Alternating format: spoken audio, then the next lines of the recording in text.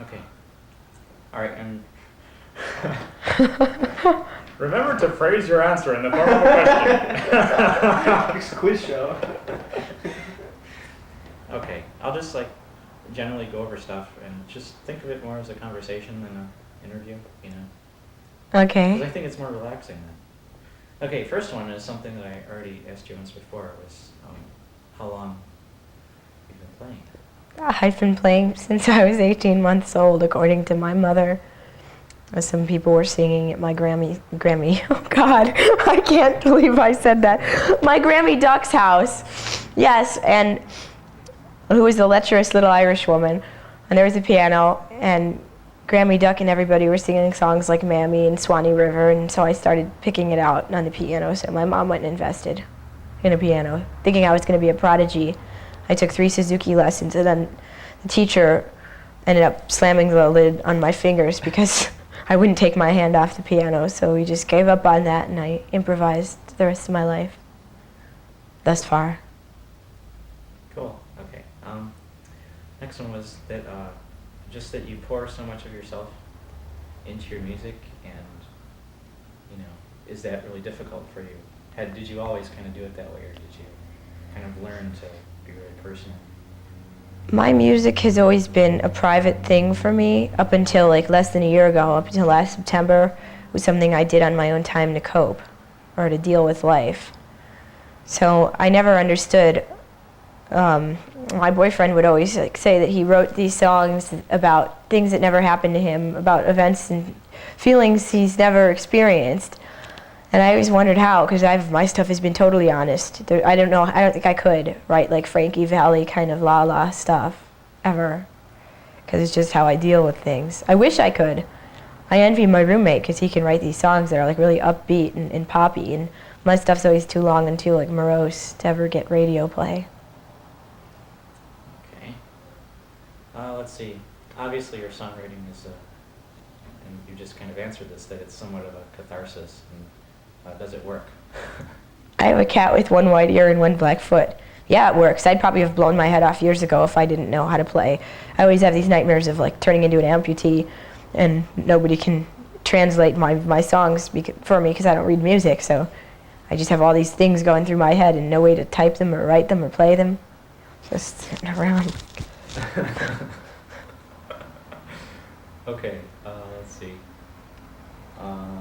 Maybe we should, I wonder if we should move and get better light, because the sunlight's coming off of her.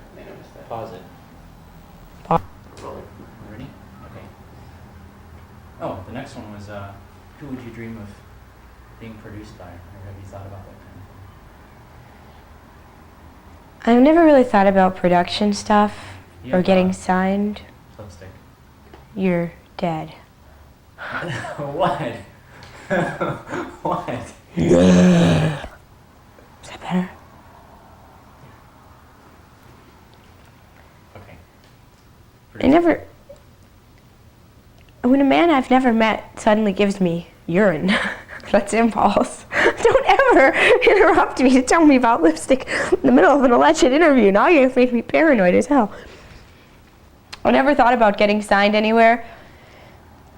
I never want, I've thought about labels as I've gotten more into the business thing, but I never want to get anywhere too big. Like, I never want to be playing halls where there's like 5,000 people, because then you lose the intimacy. I've heard rumors that A&M is pretty good with like acoustic people, but I don't want to be thought of as a folky kind of musician, because it's not folk what I do. It's sort of in a class of its own. It's like grown-up alternative. Oh, Miguel. I'm gonna need one white ear and one black foot. What was the hardest thing? They're coming to take me away. Hee ho ho. What was the hardest thing to overcome in going public, coming out to music? Coming out, the hardest thing to overcome is I'm not over it. I still have a lot of self-doubt, and when I meet people who don't know me that like my stuff or say it reached them in some way, I just freak out. I mean, I'm the person I have to take a shower with every morning. I just can't imagine anybody would idolize anything I've done, because I'm just really cynical and self-critical.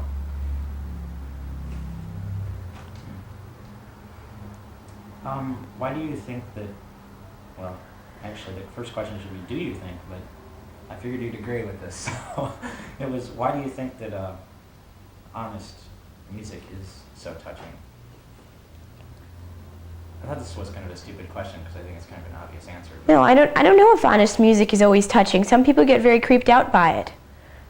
Some people would rather hear about like false emotions or just a good old day at the beach, because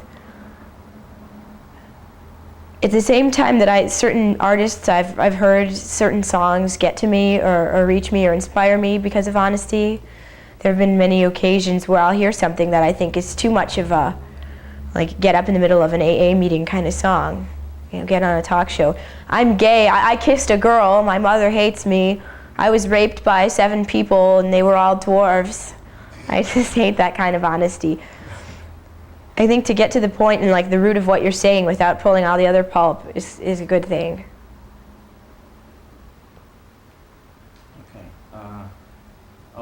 Back to the idea about your first album, the name. What was the name of it and why? The first album would probably be called I Wish I Was, and then in parentheses, but I'm not, because there's a lot of things people overall wish they were or could have, and they're not all bad.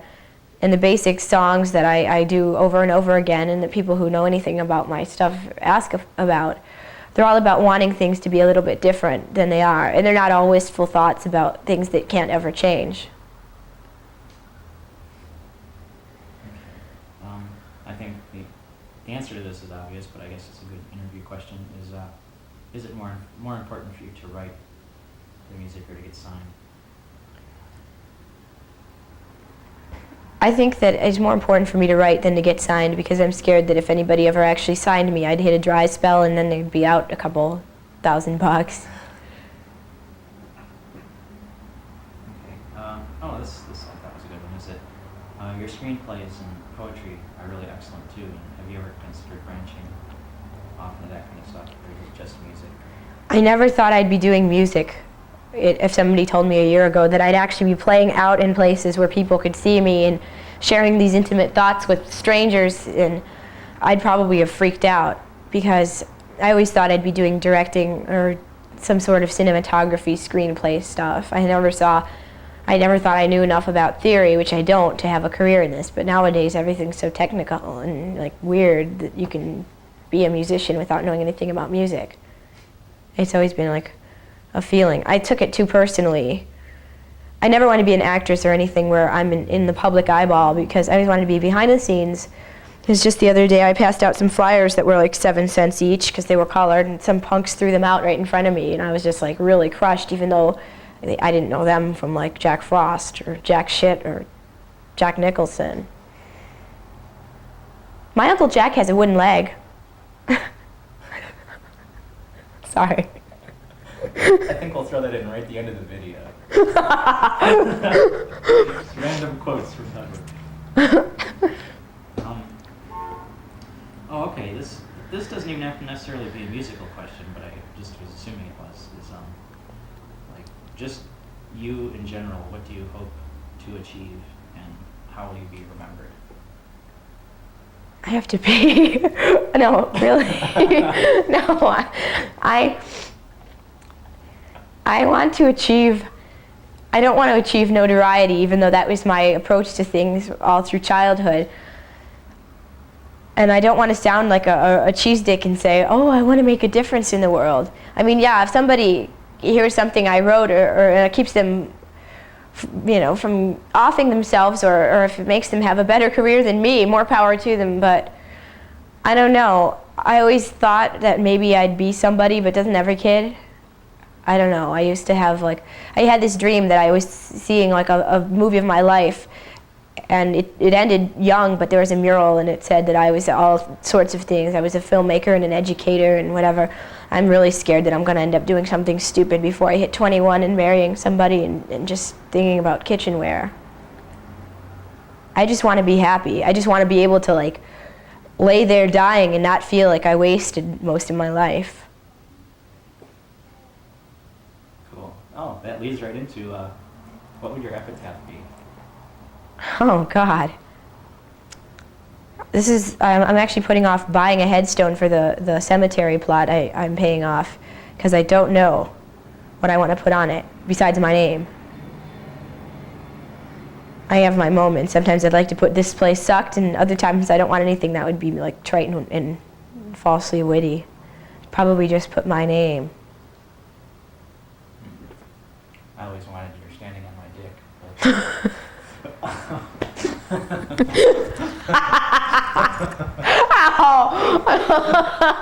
Ow! Oh, let's see. Okay, people call you, Tori Amos meets Robert Smith. What do you think of that? Is that kind of annoying? I never. Maybe at the time that the poster with Tori Amos meets Robert Smith was written up, it would have been a little more, at least physically appropriate. Because here I was, this pale little pseudo-vampirish chick with the black hair who plays the piano and croons into her beer afterwards. I don't know, I think if I ever got out in like an actual mainstream market, Tori probably wouldn't like me, and Robert Smith has so much going on in his career and schedule that he probably wouldn't think either way. I'm sort of in my own little sea. It's just nobody else ever heard anything besides Tori that sounded like that, so they have to stick me in her league. And I'm sure she'd look quite down on me if she knew I was in there.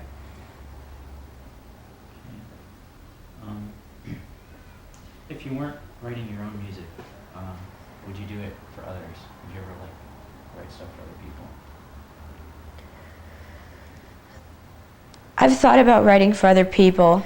When I was 14, I had a song that I wrote about camp the year I was leaving, and everybody else performed it.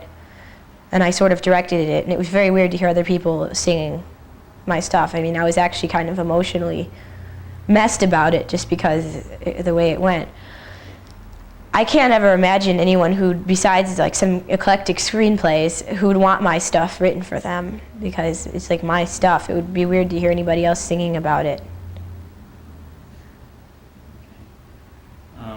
So would you say that you're well, I think you answered this before too, kind of. Would you say that you're your own worst critic, and are you a perfectionist? I'm not a perfectionist in the classic sense, because I'd be a lot better at what I do. I would work harder at it. I think I just stop at a certain point and then beat the hell out of myself for not being better. I'm not usually, I wouldn't usually admit it, but sometimes I'm kind of, oh, I could have been, I should have been, I might have done this or that, if only. But I guess if I wanted it bad enough, I'd have done it, because I always do what I want. I really want to go to the bathroom. Do you want to quit? We have two more. No, ask me tumor, and then I'll pee. Okay. Do your songs usually come quickly, or do they grow slowly?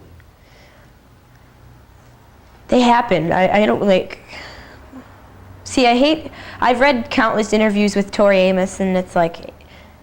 Anus. It's like, I get really frustrated because I don't want to be ever that kind of person. Oh, my songs are my babies. They come to me when in the middle of, I have to go deal with my song. It sort of happens, and then I realize, oh yeah, I wrote this because I needed to. It's usually a pretty quick process. It's sort of like vomiting. It's like I got to get something out. I really got my boyfriend mad at me because we went to see Lestat, and I took out a pen and a notebook and started writing this thing called the Vampire Song, and he thought it was like really rude, but I was inspired by what they were doing, even though what I wrote was nothing like what they were doing. Okay. Do you draw inspiration from things other than personal experiences? Like, reading something or a movie or whatever? I get inspiration from other people's experiences, like other people's lives that I've heard about or know through a friend of a friend. I have a couple songs in my usual set that are friend of friend songs, but I can't, other people's like music and art usually doesn't get me inspired, or other people's like writing. I don't usually write anything from that because it feels sort of like I'm trampling on sacred ground. I don't think I'd want anyone to do that to me. The last question that I skipped is, why do you love your video director so much? You don't have to answer that. He has testicles as big as my head, man. He's such a ball to be around.